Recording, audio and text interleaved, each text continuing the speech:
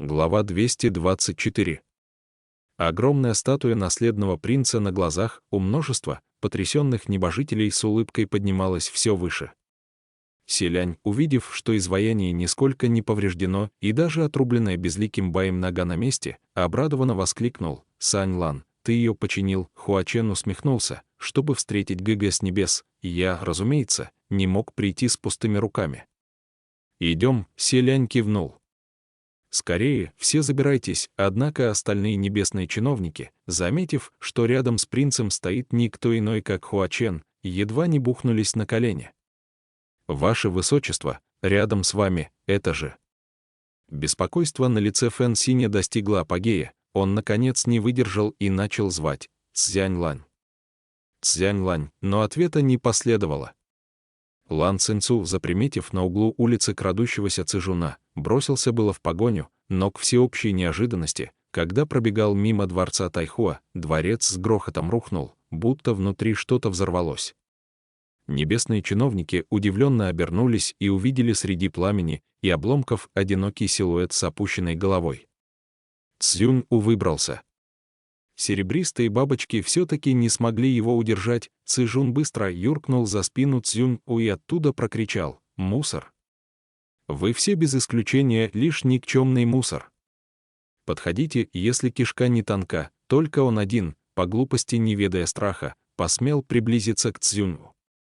Остальные не решались и слова сказать. От тела бога войны в белом одеянии исходила бьющая в небо черная ци, при этом белое сияние слепило глаза, два цвета то и дело сменяли друг друга.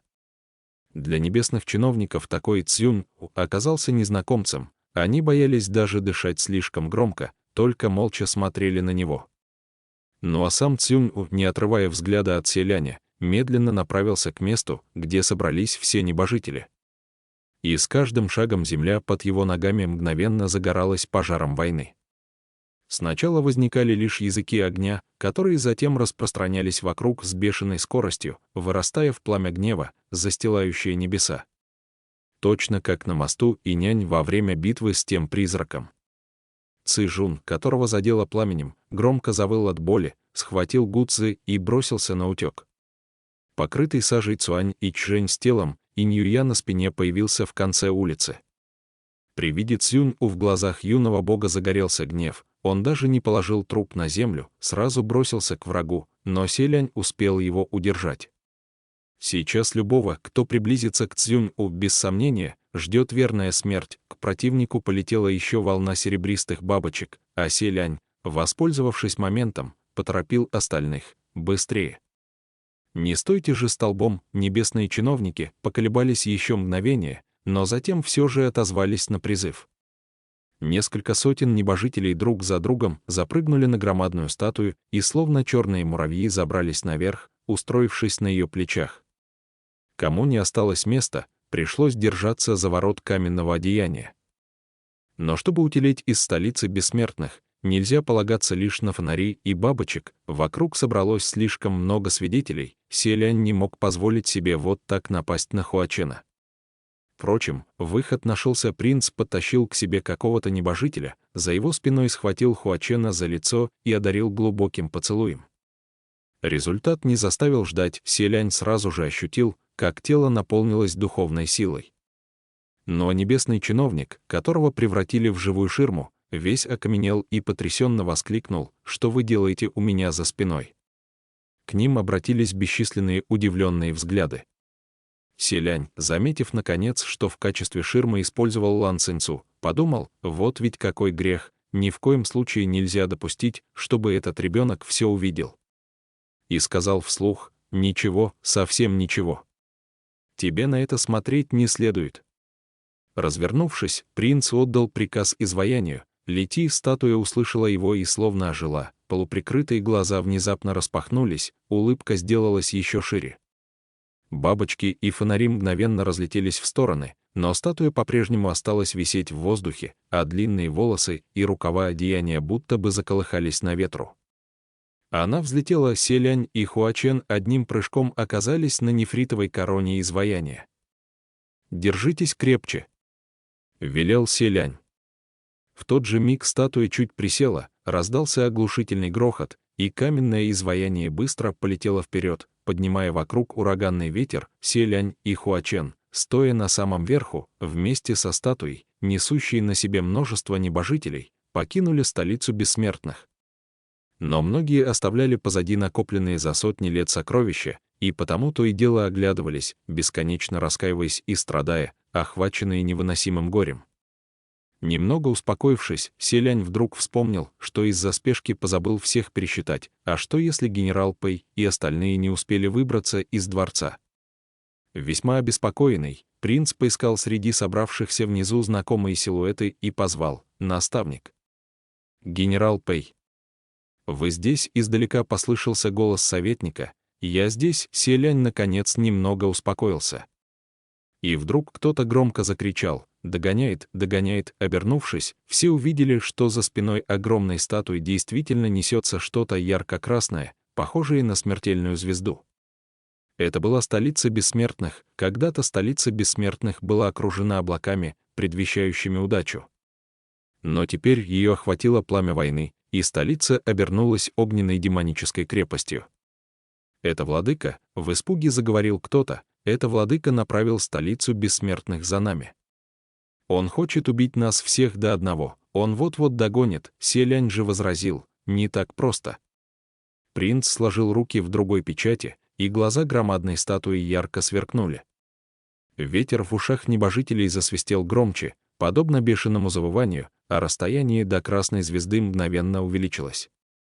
Статуя принца полетела быстрее, но, несмотря на это, грохочущая красная вспышка не отстала, тоже неожиданно прибавив скорости, и даже оказалась ближе, чем прежде, так близко, что многие небесные чиновники испуганно закричали. С такого расстояния они почти могли разглядеть стоящий посреди горящей столицы бессмертных силуэт. В мире людей еще никто не знал, что случилось. Дети, резвящиеся на улице, увидели в небе белую фигуру, за которой летела красная звезда, да так и раскрыли рты, указывая наверх и выкрикивая: «Там что-то светится». Как красиво! Селянь понимал, что так продолжаться не может, и необходимо увеличить скорость, но у него уже немного кружилась голова. Все-таки он летел так долго практически на одном дыхании. Хуачен поддерживал его, они оба молчали, и только советник внизу выкрикнул, обращаясь к остальным: «А вы чего стоите истуканами?» Толпа небесных чиновников, а брать магические силы для побега приходится у князя демонов. «Как вам не совестно?» — небожители возмутились. «А ты кто такой?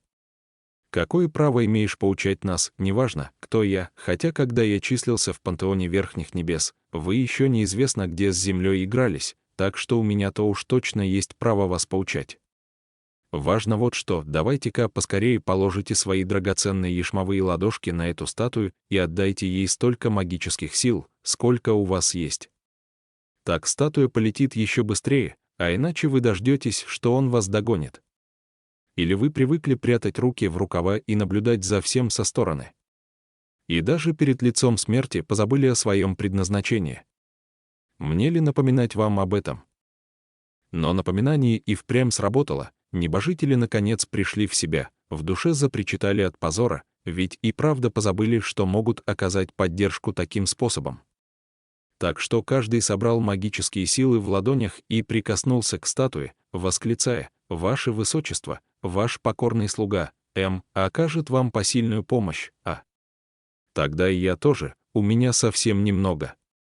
Не гнушайтесь и моей помощью». Таким образом, с поддержкой нескольких сотен божеств, статуя вновь наполнилась магической силой. Селянь воспрял духом, изваяние прибавило скорости, и на этот раз оторвалось от красной звезды на несколько десятков ли. Небесные чиновники выдохнули с огромным облегчением, стирая пот с лица. Селянь выдохнул вместе с ними, а Хуачен вдруг позвал: «ГГ, спускаемся». Раз он велел, принц не стал даже задавать вопросов и направил статую через клубящиеся черные тучи вниз. Под ними простерлась чернота без единого огонька, и небожители с подозрением заголосили: «Что это за место? Почему тут так темно? Слишком уж пугающе. Ваше Высочество, зачем вы сюда спустились? Не стоит нам здесь задерживаться». как я посмотрю, но Хуачен возразил: «Остаемся здесь, никому не шевелиться. Ждем». Громадное изваяние повисло в воздухе, а Селянь сказал: «Хорошо». «Чего будем ждать?» — Хуачен тихо ответил: «когда он догонит нас. Для начала сразимся с ним». Он не успел договорить, как через черные тучи пробился красный луч, горящая столица бессмертных тоже спустилась с небес. Глядя, как красное зарево приближается, небесные чиновники завопили, охваченные ужасом: «Ваше Высочество, почему вы остановились? Неужели собираетесь сразиться с ним? Нам не победить», он опять прикинулся дураком. Я так и знал, это его излюбленная манера. Несколько сотен лет подряд он все такой же. «Кто меня пнул?» «Я», — ответил советник. «А скажешь еще хоть слово, сброшу тебя вниз». «Да кто ты, в конце концов, такой?» Громадная статуя отличалась невероятными размерами, но столица бессмертных была еще более огромной. И реши принц в самом деле сражаться, он неминуемо окажется в проигрышном положении. Но Селянь целиком и полностью доверял Хуачену и лишь сосредоточенно молчал. Статуя и целый город зависли в ночном небе в молчаливом противостоянии. Но когда горящая столица приблизилась почти наполовину ли, Селянь вдруг почувствовал, что под ними будто что-то движется. Он опустил взгляд и обнаружил, что это пришла в движение тьма под ногами статуи, а она шумела и вздымалась, похожая на морские волны. Принц неожиданно понял, где они находятся. Остальные небожители тоже осознали это и потрясенно воскликнули: «А небо? Да ведь это же черные воды!» Нас заманили в гнездо демона. В тот же миг из воды в небеса вдруг взмыло несколько существ белого цвета, который казался невыносимо ярким в непроглядной темноте. 4 пары глаз 8 громадными огнями, подобными призрачным фонарям, засверкали зеленым сиянием. Глядя на горящую демоническую крепость, они издали яростный рев, будто крайне недовольные столь бесцеремонным вторжением в свои владения. Размахивая огромными костяными хвостами, существа били по поверхности воды, поднимая тысячегребневые высокие волны. Те самые 4 костяных дракона, они повернулись к демонической крепости, извергая из пасти потоки воды, которые с такой силой обрушились на горящую столицу, что казалось, водяные струи пробьют даже железную стену. Селянь невольно изменил свое мнение об этих созданиях. В прошлый раз они показались мне. Ха-ха, не ожидал, что на самом деле они довольно свирепы. Из темных вод непрерывно выныривали все новые и новые костяные создания. Словно летучие рыбы, они камнями из катапульт летели на горящий город. От такого зрелища небожители окончательно запутались. Цзюнь угнался за ними, чтобы убить, а Хуачен и Черновод, напротив, вроде как помогали им. Поистине уму непостижимо. Окружив столицу, 4 костяных дракона неустанно поливали ее водой, однако пламя ярости и огонь войны и впрямь не просто было погасить, чем дальше, тем сильнее разгорался пожар, затронув даже само море. На поверхности черных вод расцвело бушующее пламя, огненные всполохи смешались с блеском воды, а из глубины послышались демонические завывания. Селянь вдруг покрылся потом: «Ничего, что мы устроили во владениях Черновода такой переполох». «Не обращай внимания», — ответил Хуачен. «Он должен мне денег, так что можем творить здесь что угодно». Неожиданно кто-то завопил, указывая вперед, что он делает. Принц тоже второпях оглянулся, и от того, что он увидел, сердце его слегка дрогнуло от удивления.